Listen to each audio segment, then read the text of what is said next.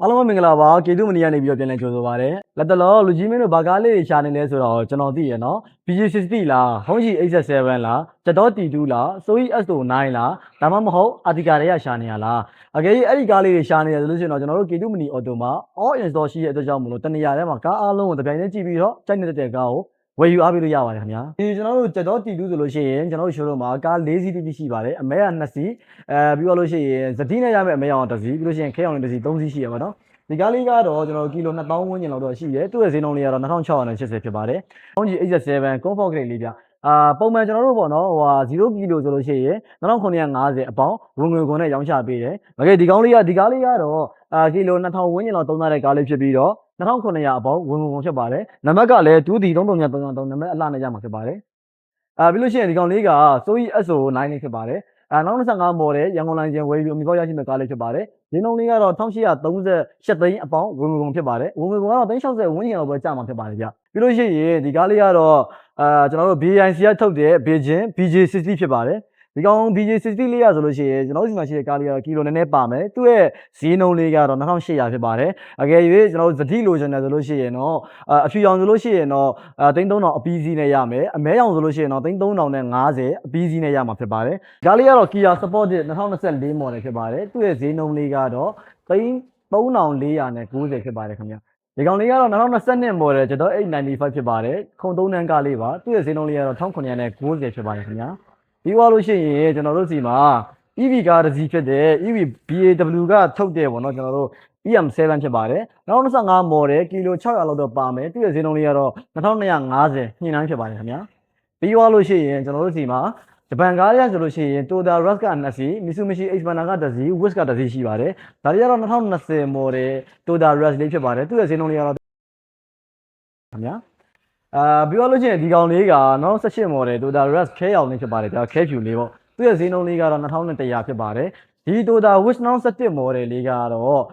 ကျွန်တော်တို့1450ဖြစ်ပါတယ်ဗျဒီကောင်လေးကလည်းခုံ3တန်းဖြစ်ပါတယ်လက်ရှိဒီဈေးတန်းလေးမှာဒီကောင်လေးကတော်တော်လေးတန်ပါတယ်ခင်ဗျပြီးလို့ရှိရင်ကျွန်တော်ကိုရီးယားကားတွေကဆိုလို့ရှိရင် Honda Ascent Diamond Shell လေးနဲ့2021 model ဖြစ်ပါတယ်သူ့ရဲ့ဈေးနှုန်းလေးကတော့3600အောင်မှညှိနှိုင်းဖြစ်ပါတယ်ခင်ဗျာပြီးလို့ရှိရင်ကျွန်တော်တို့ Mitsubishi Xpander အဖြူရောင်လေးပေါ့နော်2019 model R တန်းလေးပါသူ့ရဲ့ဈေးနှုန်းကတော့2150ဖြစ်ပါတယ်ခင်ဗျာ MG ထဲမှာ2စီးရှိပါတယ် MG ZSD ရဲ့ MG ZS လေးရပါဒီ ZSD 3S တန်းလေးကတော့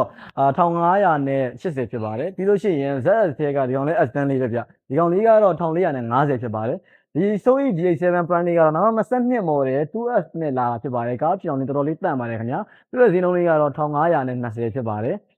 ်ပြီးလို့ရှိရင်ကျွန်တော်တို့စီမှာဈေးနှုန်းတော်တော်လေးကိုတန်နေပေါ့နော် Kia Rio လေးပါဗျလက်ရှိဈေးကွက်ထဲမှာပေါ့နော်ဒီ Rio လေးတွေဆိုလို့ရှိရင်1300 plus နဲ့ရောင်းကြတယ်ပေါ့နော်ကျွန်တော်တို့စီမှာတော့ဒီ Kia Rio 2020 model လေးက1280ဖြစ်ပါတယ်ဗ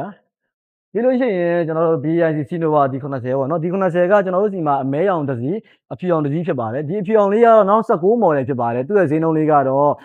1350ဖြစ်ပါတယ်အမဲရောင်ကတော့2020 model ဖြစ်သွားမယ် S တန်းလေးပါသူ့ရဲ့ဈေးနှုန်းလေးကတော့1380ဖြစ်ပါတယ်ဗျပြီးလို့ရှိရင်ကျွန်တော်တို့စီမှာ2020 model Suzuki C ရဲ့ပေါ့နော်ဒီ Suzuki C ရဲ့2020လေးကတခြားနေရာမှာဆိုလို့ရှိရင်1600 plus တင်နဲ့ရောင်းနေရရှိပေမဲ့လည်းကျွန်တော်တို့စီမှာကတော့1520နဲ့ပဲရောင်းချပေးနေတာဖြစ်ပါတယ်ခင်ဗျာပြီးလို့ရှိရင်ကျွန်တော်တို့စီမှာလောလောဆယ် install ရမယ့်ကားလေးတွေမှာဆိုလို့ရှိရင် Artica 0 kg ဇတိအဖြူရောင်လေးလည်းဖြစ်ပါတယ်အပိုပစ္စည်း10မျိုးပါမယ်အင်ဂျင်ဝိုင်းတစ်ချိန်လဲလှယ်ခွင့်ရပါမယ်ဈေးနှုန်းလေးကတော့1830အပီးစီးဖြစ်ပါတယ်ခင်ဗျာလူကြီးမင်းတို့ရှာနေတာကဇတိတွေကဆိုလို့ရှိရင် Artica လားဒါမှမဟုတ်ကျွန်တော်တို့ဒီ BJ60 ရှာနေရလားဒါမှမဟုတ်ကျွန်တော်တို့ Honda H7 နဲ့ရှာနေရလား Kia Sportage 2016ထဲကရှာနေရလားဒီလိုမျိုးပေါ့နော်0 kg နဲ့ပတ်သက်ပြီးတော့လောလောဆယ်ကျွန်တော်တို့ showroom မှာကားအများပြားရောက်ထားပါတယ်လောလောဆယ် stock ရှိတဲ့ကားတွေမှာဆိုလို့ရှိရင်လည်း BJ60 ရှိတယ် SO9 ရှိတယ်ပြီးလို့ရှိရင် Honda H7 ရှိတယ် T2 ရှိတယ်ဗျနောက်မှလည်း Kia Sportage ရှိသေးတယ်ဆိုတော့ကားတော်တော်များများတော့ကျွန်တော်တို့မျက်မြင်လာရောက်ကြည့်ရှုဝယ်ယူလို့ရပါတယ်